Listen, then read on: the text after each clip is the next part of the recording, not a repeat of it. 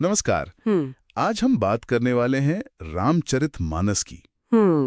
मतलब एक ऐसा ग्रंथ जो मेरे हिसाब से किसी एक धर्म या समय में बंधा ही नहीं है। बिल्कुल। गोस्वामी तुलसीदास जी ने इसे अवधि में लिखकर ज्ञान को आप कह सकती हैं संस्कृत की ऊंचाइयों से उतारकर आम इंसान के आंगन तक पहुंचाया। और ये सिर्फ सत्य, प्रेम और धर्म की कहानी नहीं है। नहीं, बिल्कुल नहीं। आज हम इस महागाथा की सिर्फ कहानी नहीं दोहराएंगे। हम इसके पीछे छिपे मनोविज्ञान, दर्शन और उन द्वंद्वों को समझने की कोशिश करेंगे जो आज भी उतने ही प्रासंगिक हैं। अच्छा। और इस पूरी चर्चा को हम दो किरदारों के आईने में देखेंगे। एक है राम, जो हर चुनौती के साथ राजकुमार से मर्यादा पुरुषोत्तम बनते हैं और फिर ईश्वर की ओर बढ़ते हैं। और दूसरे रावण। हाँ, और दूसरे हैं रावण, जो प्रकांड ज्ञानी होते हुए भी सिर्फ अपने अहंकार के कारण पतन की ओर बढ़ते जाते हैं। ये एक तरह से उत्थान और पतन की समानांतर यात्रा है। क्या बात है। ये नजरिया ये तो पूरी कहानी को एक नया ही आयाम देता है। तो चलिए इस यात्रा की शुरुआत करते हैं पहले अध्याय से, बालकांड से, जहां धर्म की नींव रखी जाती है। कथा का आरंभ ही तब होता है जब पृथ्वी पर अधर्म बढ़ चुका है। देवता त्रस्त हैं और उन्हें एक समाधान की तलाश है। और समाधान के रूप में भगवान विष्णु का अवतार लेना तय होता है। हाँ, लेकिन यहाँ जो सबसे दिलचस्प बात है वो ये कि वे किसी दैवीय शक्ति के रूप में प्रकट नहीं होते। सही। वो राजा दशरथ के घर एक साधारण मनुष्य के रूप में जन्म लेते हैं। अयोध्या में उत्सव है, खुशियां हैं, पर इस उत्सव के पीछे एक बहुत बड़ा दार्शनिक सिद्धांत छिपा है। मुझे हमेशा ये बात सोचने पर मजबूर करती है कि यदि श्रीराम सर्वशक्तिमान थे तो उन्होंने एक साधारण मनुष्य की तरह दुख और संघर्ष का मार्ग क्यों चुना? वो चाहते तो एक पल में सब कुछ ठीक कर सकते थे। यही तो इस ग्रंथ का सार है। देखिए, अगर ईश्वर अपनी शक्तियों का प्रदर्शन करते तो वो एक चमत्कार होता, आदर्श नहीं। अच्छा। उन्होंने मनुष्य रूप इसीलिए लिया ताकि वो अपने कर्मों से ये दिखा सकें कि मर्यादा, त्याग और धर्म का पालन वो हर परिस्थिति में संभव है, चाहे आप कितने भी शक्तिशाली हों या संकट में हो। मतलब ये लीला इसीलिए रची गई ताकि इंसानियत के लिए एक मैनुअल तैयार हो सके। एकदम सही। ये आदर्श स्थापित करने की पहली सीढ़ी थी। और इस आदर्श की सबसे बड़ी परीक्षा तो अब होनी थी अयोध्या के राजमहलों में।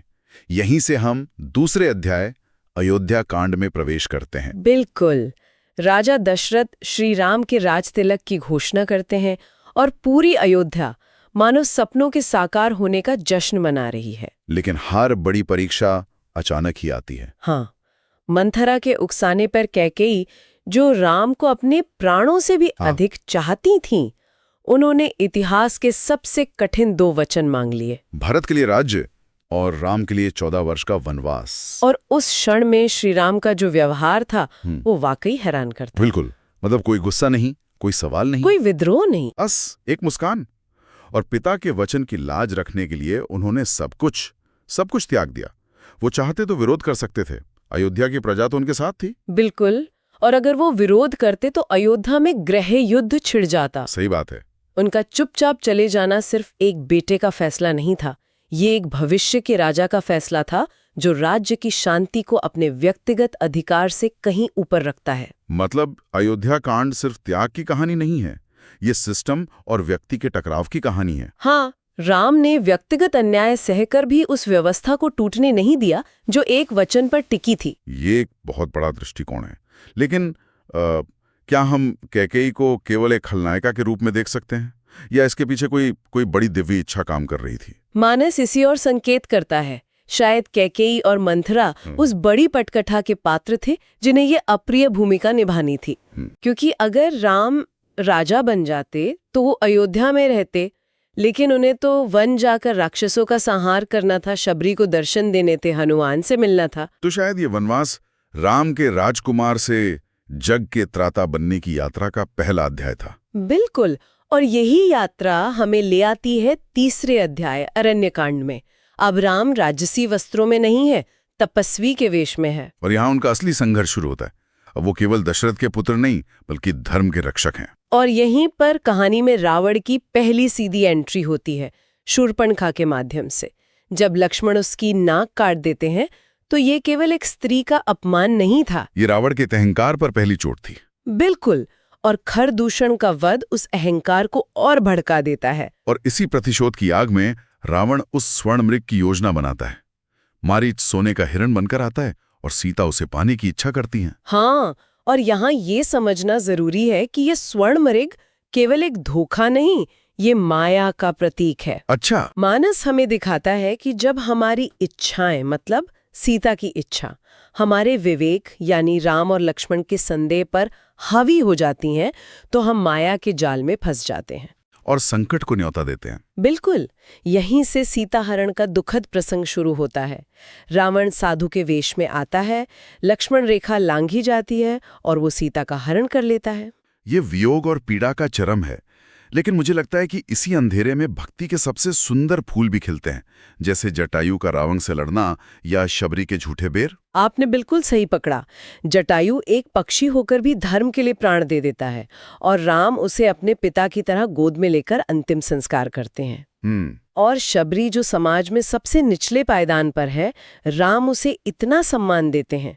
ये दिखाता है कि ईश्वर के लिए भक्ति का मूल्य जाति या धन से नहीं, बल्कि निश्चल प्रेम से होता है। यानी अरण्यकांड हमें सिखाता है कि सबसे गहरे संकट में ही हमारे असली सहायक और हमारी असली भक्ति की पहचान होती है। हाँ, और इसी संकल्प को पूरा करने के लिए हम चौथे अध्याय किष्किंधा कांड में पहुंचते हैं, जहां राम की भेंट हनुमान और सुग्रीव से होती है। ये मानस का एक बहुत महत्वपूर्ण मोड़ है। बिल्कुल, हनुमान का ब्राह्मण वेश में आकर राम से मिलना और पहली ही दृष्टि में उन्हें पहचान लेना, ये केवल दो व्यक्तियों का मिलन नहीं है, ये ईश्वर और उनकी आदर्श भक्ति का मिलन है।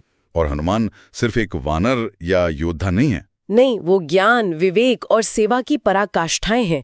और यहीं राम और सुग्रीव के बीच मित्रता की संधि होती है। और संधि की शर्त के अनुसार राम को सुग्रीव के भाई बाली का वध करना पड़ता है। ये एक ऐसा प्रसंग है जिस पर आज भी बहुत बहस होती है। राम का छिपकर बाली को मारना ये कई लोगों को अनुचित लगता है। और ये बहस होनी भी चाहिए। मानस हमें सोचने पर मजबूर करता है। जब मरते हुए बाली ने राम से प्रश्न किया, तो राम ने जो तर्क दिया वो राजधर्म का था कि अपने छोटे भाई की पत्नी पर अधिकार करना अधर्म है और ऐसे अधर्मी को दंड देना राजा का कर्तव्य है, चाहे सामने से या छिपकर।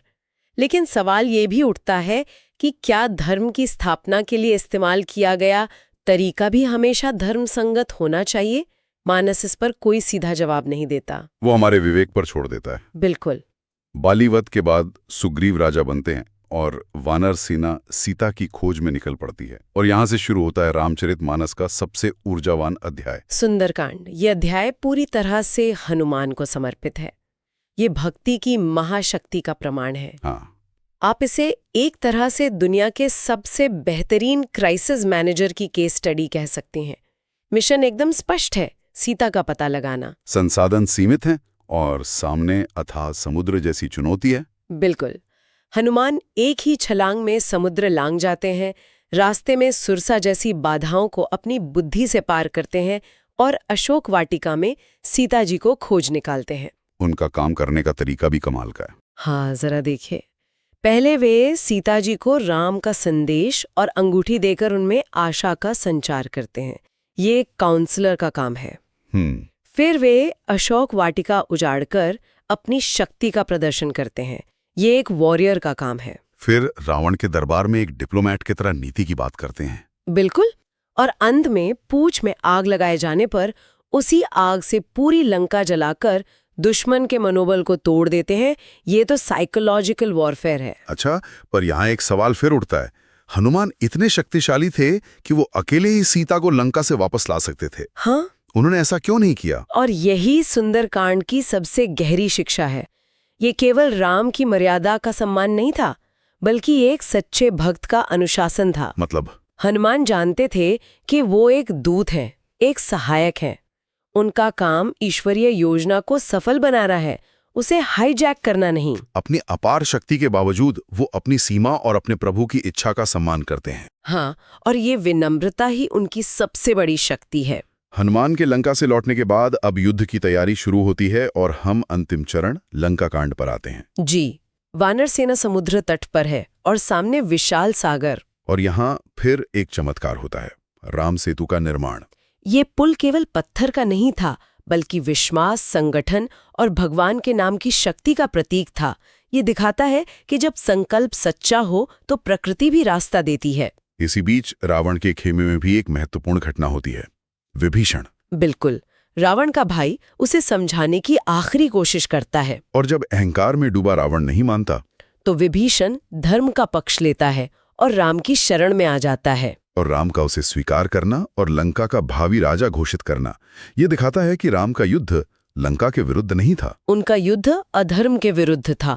जो कोई भी धर्म के साथ खड़ा था वो उनका मित्र था। फिर महासंग्राम शुरू होता है और अंत में राम और रावण का ऐतिहासिक युद्ध। यहाँ ध्यान देने वाली बात यह है कि रावण को केवल राम के बाणों ने नहीं मारा, उसे उसके अपने अहंकार ने मारा। बिल्कुल, जिसने उसे किसी की भी सही सलाह सुनने ही नहीं दी।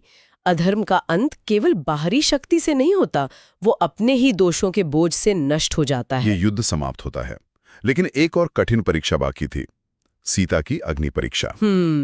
ये मानस का एक बहुत ही संवेदनशील और विवादित प्रसंग है। हाँ। इसे समझने के लिए हमें राम के दो रूपों को देखना होगा, एक पति का और एक राजा का। एक पति के तौर पर राम को सीता की पवित्रता पर कोई संदेह नहीं था, लेकिन एक राजा के तौर पर उन्हें अपनी प्रजा के सामने एक आदर्श स्थापित करना था। सही, और लोक निंदा से अपनी रानी की प्रतिष्ठा को बचाना था। ये उनके राजधर्म और पति धर्म के बीच का एक त्रासद टकराव था। ये एक ऐसा निर्णय था जो शायद राजा राम को लेना पड़ा, पति राम को नहीं। बिल्कुल। और इस परीक्षा के बाद 14 वर्ष का वनवास समाप्त होता है, अयोध्या वापसी, भरत मिलाप और राम का राज्याभिषेक, राम राज्य की स्थापना। तो अगर हम अपनी शुरुआती बात पर लौटें तो ये पूरी यात्रा राम के देवत्व की स्थापना और रावण के अहंकार के पतन की कहानी है। रामचरितमानस हमें सिखाता है कि जीवन में सच्चा साहस, सेवा, भक्ति और मर्यादा ये व्यक्ति को अजेय बनाते हैं। इस पूरी चर्चा का सार यही है कि इसके पात्र आज भी प्रेरणा देते हैं। जब जीवन में असमंजस हो तो राम के निर्णय को याद करें, जब सेवा का अवसर मिले तो हनुमान की निष्ठा को देखें, और जब त्याग की आवश्यकता हो तो भरत के प्रेम को याद करें। हाँ, लेकिन मैं एक बात और जोड़ना चाहूंगी। रामचरितमानस हमें ये नहीं सिखाता कि हम सब देवता बन जाएं। अच्छा। ये हमें ये सिखाता है कि जब हम पर मानवीय कमजोरियां जैसे क्रोध, दुख, इच्छा, संदेह हावी हों, तब भी धर्म के मार्ग पर कैसे टिके रहें। ये इंसानों के लिए लिखा गया ग्रंथ है, देवताओं के लिए नहीं। और हम आज की इस गहरी चर्चा को एक अंतिम विचार के साथ समाप्त करते हैं। अक्सर हम सोचते हैं कि रामचरितमानस सही और गलत के बीच चयन करने की कहानी है, पर शायद यह हमें कुछ और सिखाता है। जब जीवन में दो सही रास्ते आपस में टकराएं, जैसे राजधर्म और पतिधर्म या वचन और न्याय, तब अपने विवेक से धर्म का सच्चा मार्ग कैसे खोजा जाए। शायद यही खोज इस अमर ग्रंथ का असली संदेश है।